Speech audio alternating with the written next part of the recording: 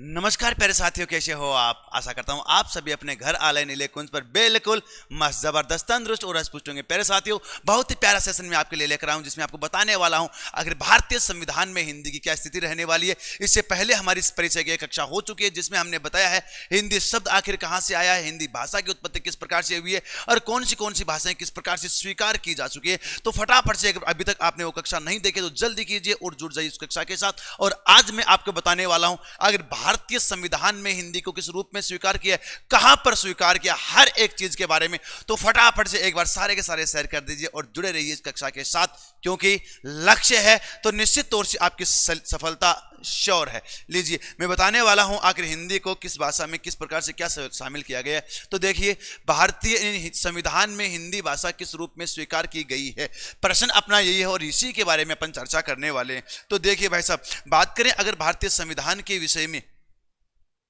तो आखिर भाषा को हमने भारतीय संविधान में कहां पर शामिल किया है वो मैं आपको बताने वाला हूं। देखिए, अगर बात करें भारतीय संविधान के विषय में, तो भारतीय संविधान में अपने तीन चीजें हैं, जिसमें एक तो अपन देखते हैं संविधान का एक बार मूल ढांचा मैं आपको बताता हूं। संविधान का मूल ढांचा, संविधान का मूल ढांचा आपका क्या रहने वाला है। संविधान में एक तो आपके हैं भाई साहब अनुच्छेद, इसके अलावा एक आपकी चीज क्या है, अनुसूची, एक आपके हैं अनुसूची और एक है भाग। क्या है जी, भाग। अगर बात करें कुल एक बार बारे में, यानी कुल कितने अनुच्छेद है, तो कुल अनुच्छेद हैं बेटा जी 395 और अनुसूची है आपकी पूरी की पूरी 12 है और भाग हैं अपने 22। लेकिन बात करें अगर अपन हिंदी से विशेष संबंधित, तो हिंदी यानी राजभाषा से संबंधित भारतीय संविधान में हिंदी को किस रूप में स्वीकार किया है, राजभाषा के रूप में स्वीकार किया है। तो राजभाषा से संबंधित अगर अपन देखें तो वैसा अनुच्छेद है आपका 343। कौन सा अनुच्छेद है जी, 343।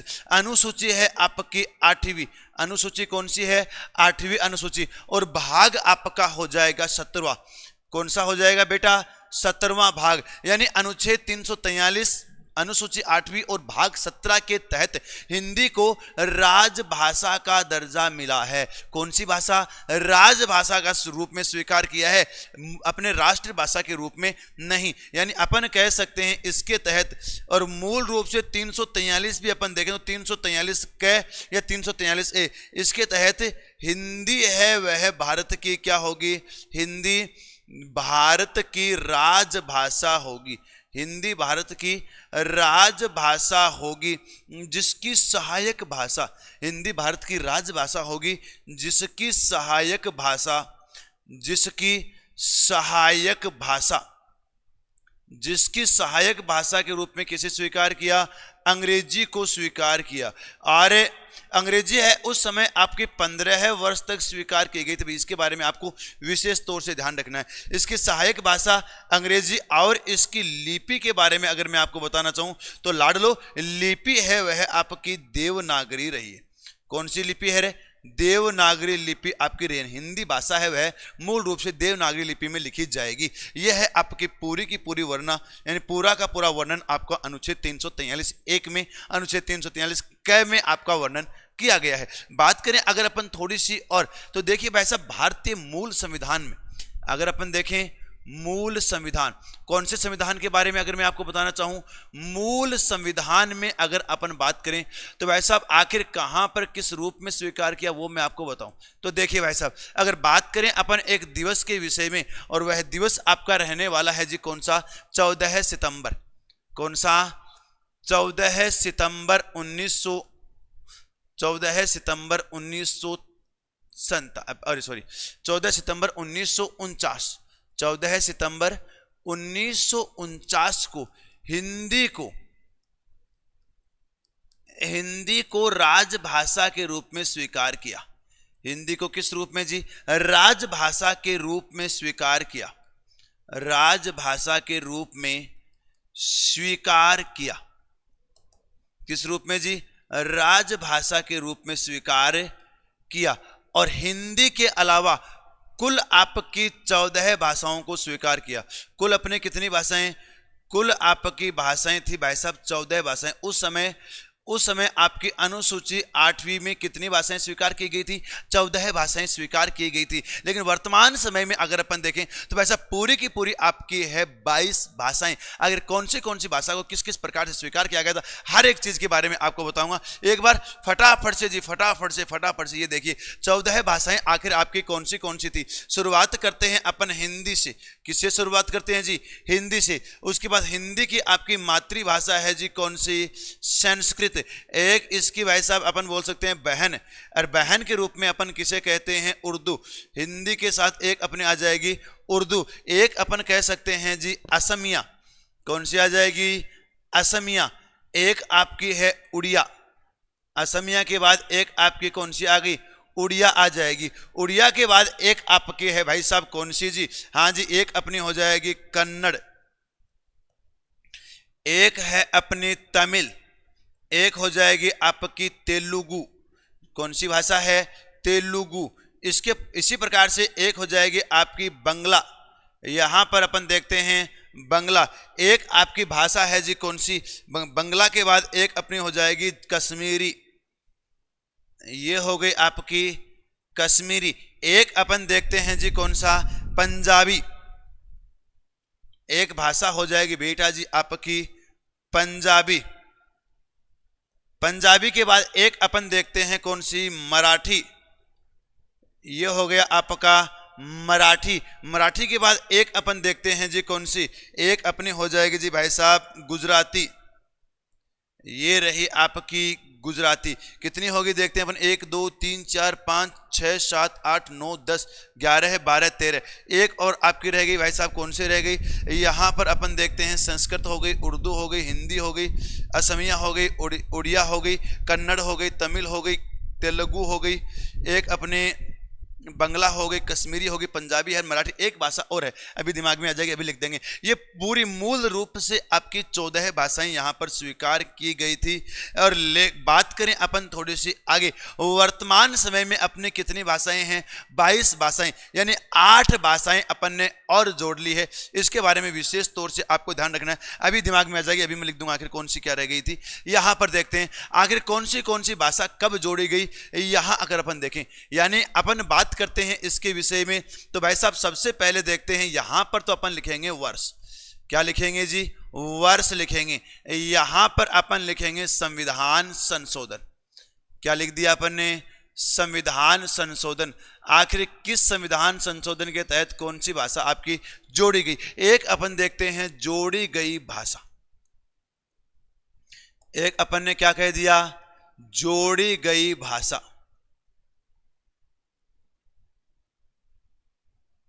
जोड़ी गई भाषा। तो देखिए भाई साहब, बात करें अगर अपन इसके संदर्भ में, तो सीधा सीधा अपन कह सकते हैं, मैं कहूं भाई साहब डायरेक्ट तौर पे अपन एक चीज कह सकते हैं। बिल्कुल जी, बिल्कुल बिल्कुल बिल्कुल, एक सेकंड जी।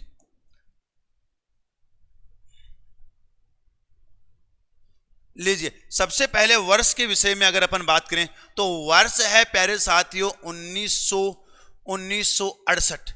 1967 नहीं भी 1967, यानी आजादी के 20 वर्ष बाद। अरे जब किसी बालक का जन्म 1967 में हुआ हो तो वह भाई साहब 20 वर्ष का कब हुआ? यानी अपन कह सकते हैं शादी लायक कब हुआ? यह हुआ आपका 1967 में। और विवाह के लिए सही उम्र आपकी कौन सी मानी जाती है?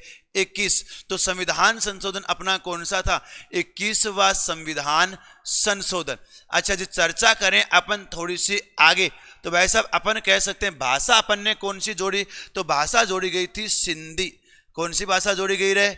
सिंधी भाषा आपकी जोड़ी गई, ये रही जी सिंधी। यानी अपन कह सकते हैं 1967 में 21 साल का बता करके सिंधी के साथ क्या कर दिया था? विवाह कर दिया था। अरे क्या कर दिया था जी भाई साहब? विवाह कर दिया गया था। अब देखो, विवाह करने के बाद हमें क्या लाना पड़ता है? नमक लाना पड़ता है। क्या लाना पड़ता है रे? नमक लाना पड़ता है। और नमक कितना लेकर आए? 71 किलो। नमक कितना लेकर आए? 71 किलो, अर्थात 71वां संविधान संशोधन। 71वां संविधान संशोधन। अच्छा जी, बात करें इसमें थोड़ी सी आगे, 71वें संविधान संशोधन में अपनी भाषा कौन सी जोड़ी थी, यानी अपने हुआ कब था, 1992। 1992 में 71वां संविधान संशोधन हुआ, जिसके तहत अपन 3 भाषा लेकर आए। नमक, तो नमक से अपने हो जाएगी न से तो हो गई लाडलो नेपाली, न से अपनी कौन सी है, नेपाली। मैं से आपकी हो जाएगी मणिपुरी, कौन सी है जी, मणिपुरी। और कैसे अपनी भाषा कौन सी है, कोंकणी।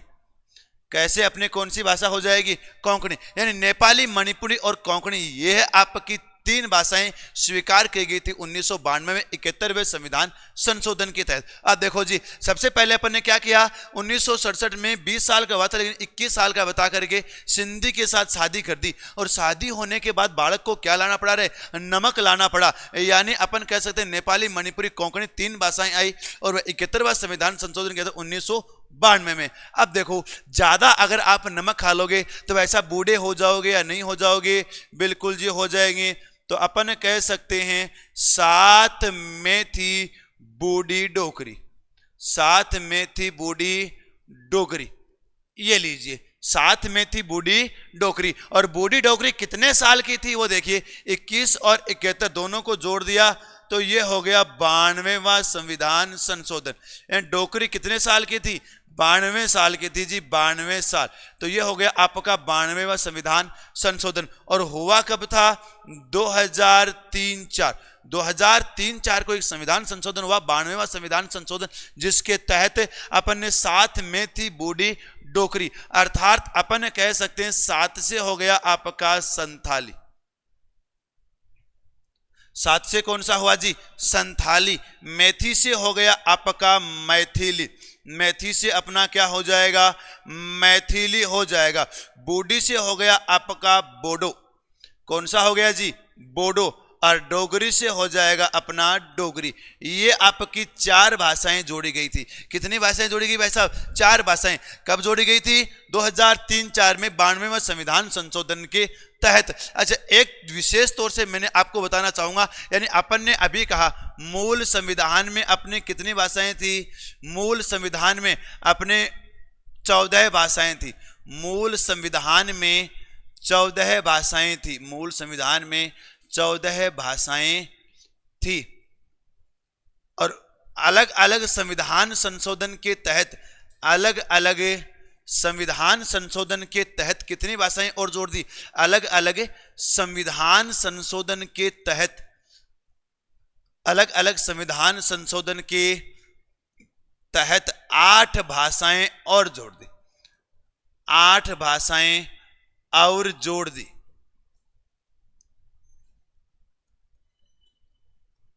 8 भाषाएं और जोड़ दी। तो वर्तमान में अपने कितनी भाषाएं होगी, साफ साफ है जी, वर्तमान समय में 14 + 8 बराबर कितनी होती है, 22। कितनी होती है जी, 22 भाषाएं आपकी हो जाएगी। अर्थात अपन कह सकते हैं यह हो गई आपकी कितनी, 14 भाषाएं। और यहां पर अपन कह सकते हैं ये 8 भाषाएं जोड़ करके वर्तमान में अपनी कितनी हो गई, 22 भाषाएं हो गई जी, 22 22 22। वेरी गुड जी, very good very good very good. लीजिए बात करें अपन थोड़ी सी आगे, राजभाषा आयोग।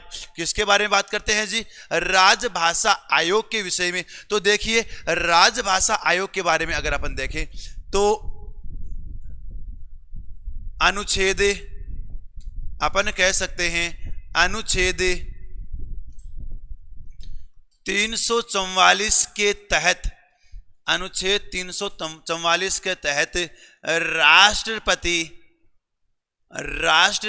प्रत्येक 10 वर्ष, प्रत्येक 10 वर्ष, राष्ट्रपति प्रत्येक 10 वर्ष बाद, अनुच्छेद 344 के तहत राष्ट्रपति प्रत्येक 10 वर्ष के बाद राजभाषा आयोग का गठन करेगा। किसका गठन करेगा जी, राजभाषा आयोग का गठन करेगा, आयोग का गठन करेगा, गठन करेगा। तो इसी के तहत पहला राजभाषा आयोग, पहला राजभाषा आयोग, पहला राजभाषा आयोग कब गठित किया गया जी, अपन कह सकते हैं 25 जुलाई 25 जुलाई 1955। कब गठित किया गया? 25 जुलाई 1955 को पहला राजभाषा आयोग का गठन किया गया, जिसके तहत पहला राजभाषा आयोग का गठन किया गया। अरे किसका गठन किया गया? पहले राजभाषा आयोग का गठन किया गया। और इस आयोग का अध्यक्ष किसे बनाया गया? अपन कह सकते हैं जी इसका अध्यक्ष बनाया गया, इसका अध्यक्ष बनाया गया था किसी बीजी खेर। बीजी खेर या इनका नाम मिलता है बीजी खरे। बीजी खरे या बीजी खैर, पूरा नाम है इनका बाल गंगाधर। बाल गंगाधर, और बाल गंगाधर का नाम आते ही हमारे जहन में आता है बाल गंगाधर तिलक। लेकिन बेटा यहां पर तिलक आपको नहीं करना है।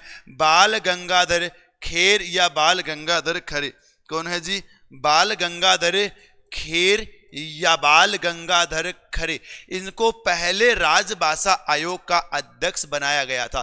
किसे बनाया गया? बीजी खरे यानी बाल गंगाधर खरे। ये बात तो हुई आपकी राजभाषा आयोग के गठन के विषय में। अच्छा, बात करें अपन इसी प्रश्न को थोड़ा सा और आगे बढ़ाएं। राजभाषा आयोग की स्थापना, एक प्रश्न और देखना आप, राजभाषा आयोग की स्थापना। राजभाषा आयोग, राजभाषा आयोग की स्थापना। राजभाषा आयोग की स्थापना के विषय में अगर अपन बात करें, देखिए पहले विश्व हिंदी सम्मेलन का आयोजन किया गया था 10 जनवरी 1975। कब किया गया था जी? 10 से 12 जनवरी थी मूल रूप से, शुरुआत उसकी 10 जनवरी को हुई थी, 10 जनवरी 1975। और उसमें एक निर्णय लिया गया कि हमें राजभाषा आयोग को एक स्वतंत्र इकाई के रूप में गठित करना पड़ेगा। उससे पहले यह आपके संसद के अधीन ही आया करता था। तो अपन कह सकते हैं राजभाषा आयोग की स्थापना है वह आपकी 7 जून 1975 को की गई। 7 जून 1975 को की गई। एक बात मैं आपको और बता दूं, इसके अंदर यानी राजभाषा आयोग है, इसमें पूरे आपके 30 सदस्य हैं। कितने सदस्य होते हैं? 30 सदस्य होते हैं, जिसमें 20 आपके लोकसभा से, 20 अपने किससे हैं? लोकसभा से, और 10 आपके राज्यसभा से। 10 अपने किससे हैं जी? राज्यसभा से हो जाएंगे, 10 राज्यसभा से। इस प्रकार से पूरे इसमें 30 सदस्य होते हैं, ये भी आपको ध्यान रखना है। हालांकि प्रश्न अभी तक नहीं पूछा गया है, लेकिन कुछ भी आपका किसी भी प्रकार से प्रश्न आ सकता है। तो पहले राजभाषा आयोग के बारे में अगर अपन देखें तो राजभाषा आयोग की स्थापना हुई, राजभाषा आयोग का गठन किया गया था। यह आपका 25 जुलाई 1975 को, सॉरी 25 जुलाई 1955 को किया गया था, जिसमें 20 यानी पूरे 30 सदस्य होते हैं, 20 लोकसभा और 10 राज्यसभा के। इसके अलावा अगर अपन देखें तो इसका अध्यक्ष बनाया गया था बीजी खरे या बीजी खेर यानी बाल गंगाधर खेर को। और राजभाषा आयोग की स्थापना के विषय में मैं आपको बताना चाहूं तो वह आपकी हुई थी 7 जुलाई 1975 को। और किसके अनुशंसा पर हुई थी? यह आपके प्रथम विश्व हिंदी सम्मेलन हुआ, उसमें एक निर्णय लिया गया, उसी के अनुशंसा पर यह की गई थी। अब इसमें आपकी राजभाषा आयोग आपका स्वतंत्र इकाई के रूप में गठित कर दिया गया था। अब अपन बात करते हैं थोड़ी सी आगे। यहां से एक प्रश्न आपका यह भी ध्यान रखना है, प्रथम राजभाषा आयोग का गठन कब किया गया? प्रथम राजभाषा आयोग का गठन ये रहा आपका 25 जुलाई 1955। यहां पर अध्यक्ष है बीजी खरे या बीजी खैर।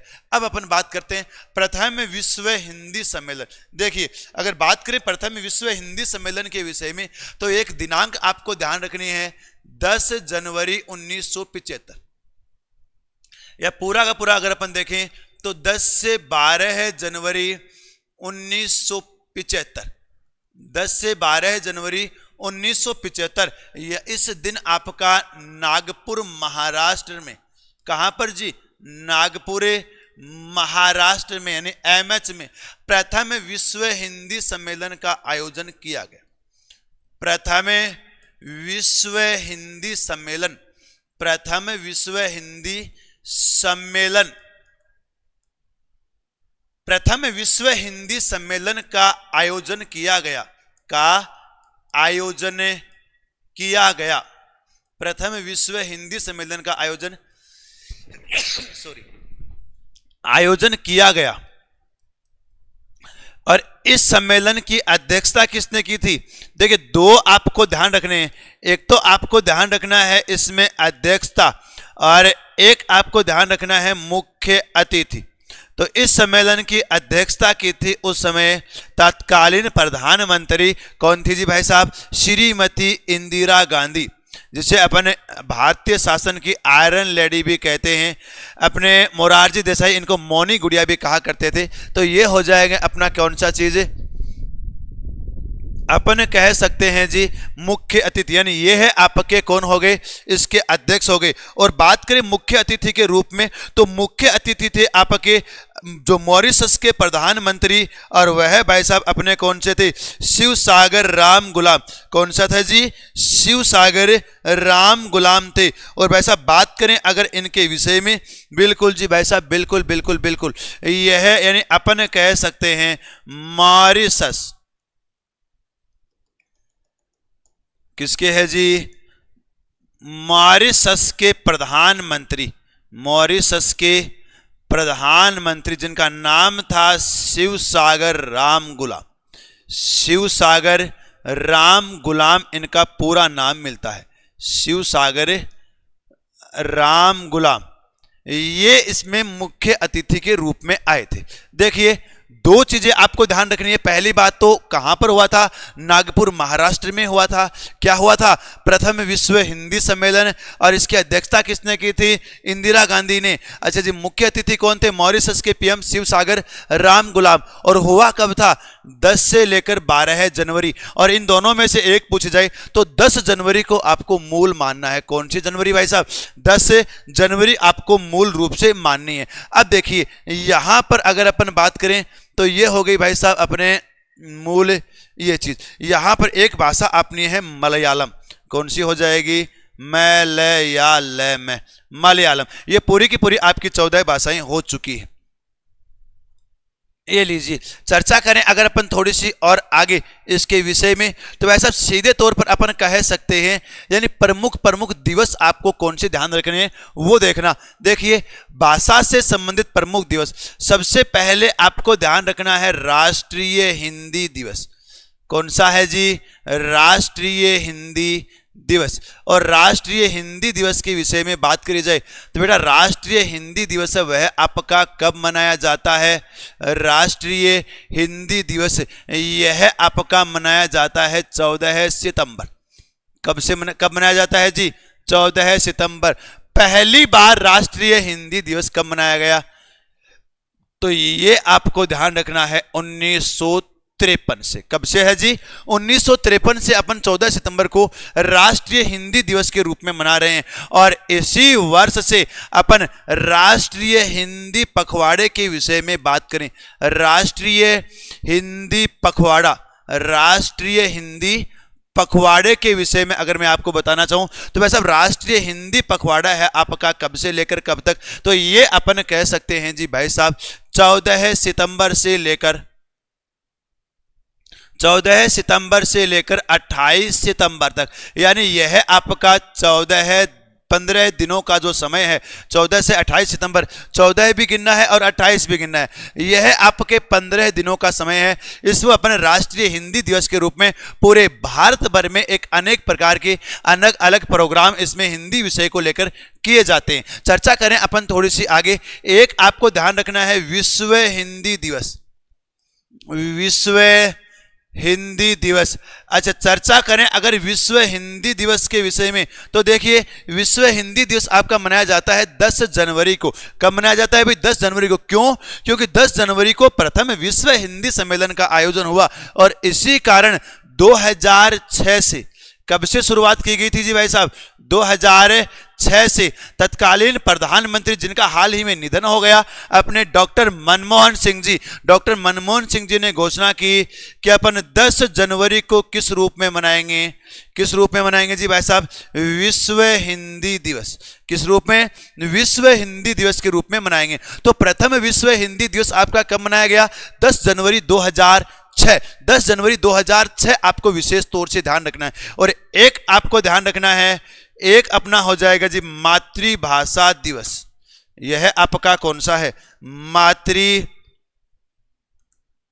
मातृभाषा दिवस, मातृभाषा दिवस ये हो जाएगा जी अपना कब से लेकर कब तक, ये रहा आपका मातृभाषा दिवस। तो देखिए मातृभाषा दिवस के बारे में अगर अपन चर्चा करें तो यह आपका मनाया जाता है वैलेंटाइन डे के 7 दिन बाद, यानी 21 फरवरी। कब मनाया जाता है जी? 21 फरवरी। देखिए हुआ क्या था, जिस समय भारत आजाद हुआ उस समय वह पूरे मूल रूप से 2 टुकड़ों में बटा था, एक तो भारत और एक पाकिस्तान। पाकिस्तान भी उस समय 2 टुकड़ों में था, एक तो पूर्वी पाकिस्तान जो वर्तमान में बांग्लादेश है, और एक आपका पश्चिमी पाकिस्तान जो वर्तमान में आपका पाकिस्तान है। शासन की जो धुरी है वह पश्चिमी पाकिस्तान के पास थी, तो पश्चिमी पाकिस्तान ने पूर्वी पाकिस्तान जो वर्तमान वाले बांग्लादेश पर प्रेशर लगाया कि आपको कौन सी भाषा माननी पड़ेगी, उर्दू भाषा माननी पड़ेगी, क्योंकि पश्चिमी पाकिस्तान की जो भाषा है उनकी राष्ट्रीय भाषा है, उन्होंने उर्दू को स्वीकार किया था। तो उन्होंने बंगालियों को कहा कि आपको उर्दू भाषा माननी है। बंगला वालों ने कहा कि हमारी मातृभाषा है ना वह बंगला है, तो हम उर्दू को स्वीकार नहीं करेंगे, नहीं करेंगे, नहीं करेंगे। इसके एवज में पूरे अपने प्रदेश भर में या अपन कह सकते हैं पूरे पूर्वी पाकिस्तान में अलग अलग जगह आंदोलन चल रहे थे, जिसमें एक आंदोलन आपका सबसे परवान पर था, वह है ढाका विश्वविद्यालय। ढाका विश्वविद्यालय में 21 फरवरी 1975 को आंदोलनकारियों पर गोली चलाई गई, जिसमें 5 छात्र नेता मारे गए थे। और उन 5 के नाम भी, लेकिन नाम आपके लिए कोई महत्वपूर्ण नहीं है, कोई विशेष दर्जा नहीं रखता है। तो उन 5 आंदोलनकारियों के मारे जाने के कारण पूरे विश्व में, ये विशेष तौर से ध्यान रखना है, ये मातृभाषा दिवस है ना, ये बेटा आपका विश्व मातृभाषा दिवस है। विश्व मातृभाषा दिवस आपको 21 फरवरी को मनाया जाता है, जो ढाका में आपका मातृभाषा को बचाने के लिए आंदोलन चला था, उसके एवज में। ये आपको विशेष तौर से ध्यान रखने हैं।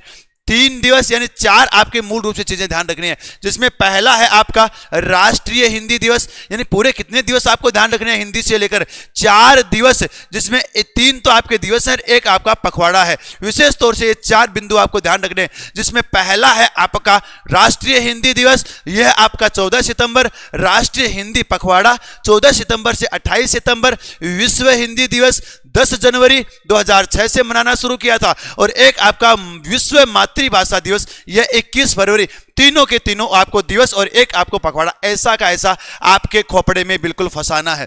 लीजिए बात करें अगर अपन थोड़ी सी आगे, तो भाई साहब आगे अपन देखते हैं आखिर हिंदी भाषा की बोलियां कितनी हैं। हिंदी भाषा की कुल बोलियों के बारे में अगर अपन देखें तो अपने 18 बोलियां हैं। हिंदी भाषा की जो बोलियां हैं वह आपकी कितनी है जी? 18 बोलियां आपकी रहने वाली है। हिंदी की बोलियां, हिंदी की बोलियां है वह मूल रूप से आपके 18 रहने वाली है। अब कौन से क्या है वो मैं आपको बताता हूं। सबसे पहले बात करते हैं अपन किसके बारे में? पश्चिमी हिंदी के बारे में। और पश्चिमी हिंदी यानी राजस्थान वाला क्षेत्र, अपने भारत का पश्चिमी भाग वाला क्षेत्र, जिसमें एक तो है आपकी कौन सी? खड़ी बोली, एक आपकी कौन सी है? ब्रिज भाषा, एक आपकी हो जाएगी जी बुंदेली, एक है आपकी कन्नौजी जो कन्नौज क्षेत्र में मूल रूप से दिल्ली वाले क्षेत्र में बोली जाती है, और एक है बंगारू और इसी को अपन बोलते हैं हरियाणवी। यानी ये 5 आपकी है पश्चिमी हिंदी की। कितनी बोलियां हैं पूरी इसकी? 5 बोलियां आपकी पश्चिमी हिंदी की हो जाएगी। यानी ये रही आपकी इसकी 5 बोलियां, 1 2 3 4 और 5। अच्छा चर्चा करें अपन किसके विषय में? पूर्वी हिंदी को लेकर। तो पूर्वी हिंदी की आपकी कितनी बोलियां हैं जी? 3 बोलियां आपकी इसकी रहने वाली। अवधी, एक आपका कौन सा? बघेली, और एक अपना कौन सा है? छत्तीसगढ़ी। ये 3 बोलियां आपकी रहने वाली है पूर्वी हिंदी की। अच्छा बात करें अपन बिहारी हिंदी के विषय में, तो बिहारी हिंदी के बारे में अपन देखें तो इसकी भी आपकी 3 बोलियां हैं, एक तो भोजपुरी, मगही और मैथिली। भोजपुरी, मगही और मैथिली, जिसकी सबसे समृद्ध बोली मानी जाती है भोजपुरी। सर्वाधिक अपने भारत में भी कोई अगर बोली, भाषा नहीं भाई, बोली अगर बोली जाती है तो वो आपकी भोजपुरी है। इसके बाद अपन देखते हैं राजस्थानी हिंदी के बारे में। तो राजस्थानी हिंदी है वह मूल रूप से आपकी 4 प्रकार की है। एक तो आपकी मारवाड़ी हिंदी, सबसे वृहत अगर राजस्थानी में देखे जाए तो वो आपकी मारवाड़ी हिंदी है, जिसके तहत आपकी मेवाड़ी आ जाएगी, जिसके तहत आपकी वागड़ी आ जाएगी, जिसके तहत आपकी मेवाती आ जाएगी। ये मेवाती नहीं भी, यह है आपके मारवाड़ और मेवाड़ वाली पूरी की पूरी बोलियां इसमें आ जाएगी।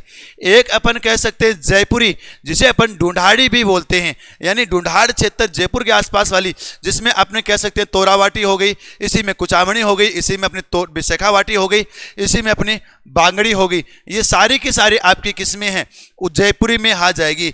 एक है मेवाती, अलवर भरतपुर वाली जो है वहां पर आपकी मेवाती भाषा बोली जाती है। और एक है आपकी मालवी, मालवा वाला क्षेत्र, जिसमें अपन कह सकते हैं चित्तौड़गढ़ से आपका पूरा का पूरा पूर्वी क्षेत्र अपना चंदेरिया हो जाएगा, अपन कह सकते हैं मालवा हो जाएगा, निम्बा हेड़ा हो जाएगा, ये सारा का सारा अपना कौन सा है, मालवी भाषा का हो जाएगा। अच्छा, बात करें अपने पहाड़ी हिंदी के विषय में, तो इसकी भी आपकी 3 बोलियां हैं, कुमायूनी, गढ़वाली और पश्चिमी पहाड़ी। ये आपकी पूरी की पूरी पहाड़ी हिंदी, यानी इस प्रकार से अगर अपन देखें तो 5 आपकी ये हो गई, 5 और 3 8 आपकी हो गई, 8 और 3 11, 11 और 4 15, 15 और 3 18। तो इस प्रकार से पूरी की पूरी हिंदी भाषा की बोलियां है वह 18 बोलियां होता है जी। बहुत बार आपका परीक्षा में प्रश्न आ चुका है, इसके संदर्भ में आपको विशेष तौर से ध्यान रखना है। लीजिए चर्चा करें अपन थोड़ी सी और आगे, तो वैसा अन्य तथ्य कुछ विशेष बिंदु अपन इसके बारे में और मैं आपको बताना चाहूंगा, जिसमें अपन कह सकते हैं सबसे पहले राजभाषा से संबंधित अनुच्छेद। राजभाषा से संबंधित अनुच्छेद, राजभाषा से संबंधित आपके अनुच्छेद कौन से हैं वो देखो, संबंधित अनुच्छेद। तो यहां अगर अपन देखें तो जो आपका भाग 17 है, संबंधित अनुच्छेद भाग 17 है, उसके अंदर अनुच्छेद 343 से लेकर 351 यह आपके 9 अनुच्छेद है, वो किससे संबंधित है रे? ये 9 अनुच्छेद आपके राजभाषा से संबंधित हैं। किससे संबंधित है बेटा? राजभाषा से संबंधित आपके रहने वाले हैं। और इसके संबंध में विशेष तौर से 3 अनुच्छेदों का विशेष तौर से ध्यान रखना। एक तो आपका अनुच्छेद कौन सा? 343। 343 का मैंने आपको बताया था, हिंदी को राजभाषा के रूप में स्वीकार किया, हिंदी को राजभाषा के रूप में। एक आपको ध्यान रखना है अनुच्छेद 344, यह आपका किससे संबंधित है? राजभाषा आयोग, राजभाषा आयोग से संबंधित है, राजभाषा आयोग से संबंधित है। आगे अपन देखते हैं 45, 46, 47 कौन से हैं जी? पूरे लिख देता हूं मैं। अनुच्छेद 345, 346 और 347 ये आपके राज्य की राजभाषाओं से संबंधित है। किससे संबंधित हैं? राज्य की राजभाषाओं से संबंधित हैं, राज्य की राजभाषा से संबंधित है। बात करें अपन आगे अनुच्छेद 348, कौन सा है रे? अनुच्छेद 348 यह आपकी न्यायालय की भाषा के संदर्भ में है। किसके संदर्भ में है? न्यायालय की भाषा के संदर्भ में है। अच्छा, बात करें अपन अगला अनुच्छेद, एक अपन देखते हैं अनुच्छेद 349। अनुच्छेद 349 है वह आपकी सहायक राजभाषा, कौन सी? सहायक राजभाषा के संदर्भ में है। सहायक राजभाषा कौन सी? अंग्रेजी के प्रयोग से संबंधित है, अंग्रेजी के उपयोग से संबंधित है। और बात करें अपन किसके विषय में? अनुच्छेद 350, अनुच्छेद 350 कोई भी भारतीय नागरिक है वह हिंदी भाषा में अपने दुख की व्यथा बताने के लिए राजस्थान सरकार भारत सरकार को अपना प्रतिवेदन भेज सकता है। क्या भेज सकता है? प्रतिवेदन भेज सकता है। अपने किस भाषा में? हिंदी भाषा में। और बात करें भाई साहब अपन कौन सा? अनुच्छेद 351 यह आपके हिंदी के प्रचार प्रसार से संबंधित है, प्रचार प्रसार, हिंदी के प्रसार से संबंधित है। यानी सीधी सी बात है, हिंदी भाषा का प्रसार किस प्रकार से किया जाए इससे संबंधित अपना अनुच्छेद 51। तो पूरे के पूरे आपके 9 के 9 अनुच्छेद आपके हो चुके हैं। अनुच्छेद 343 राजभाषा से संबंधित विशेष तौर से ध्यान रखना है। अनुच्छेद 344 राजभाषा आयोग से संबंधित, यह आपके राज्य से संबंधित, यह आपके नगरपालिका सॉरी न्यायपालिका से संबंधित, यह आपका सहायक भाषा से संबंधित, प्रतिवेदन, और एक आपको ये वाला ध्यान रखना है।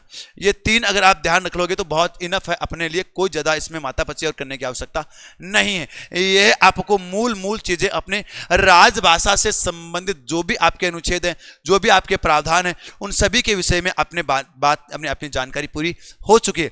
लीजिए बात करें अपन थोड़ी सी आगे। तो लाडलो, आज का सेशन अपना यहीं पर होता है समाप्त। उम्मीद करता हूं मेरे द्वारा बताई गई प्रत्येक जानकारी आप तक पहुंची होगी, आपके जहन तक पहुंची होगी। बाकी बातें करेंगे अपन अगले सेशन में। तब तक के लिए राम राम, जय हिंद, जय भारत, जय जय राजस्थान। लगे रहो, इस बार यूपी टेट उखाड़ करके फेंकना है, तो लगे रहिए प्यारे साथियों। मिलेंगे अपन पुनः कल नए सेशन में। तब तक के लिए राम राम, जय हिंद, जय भारत, जय जय राजस्थान।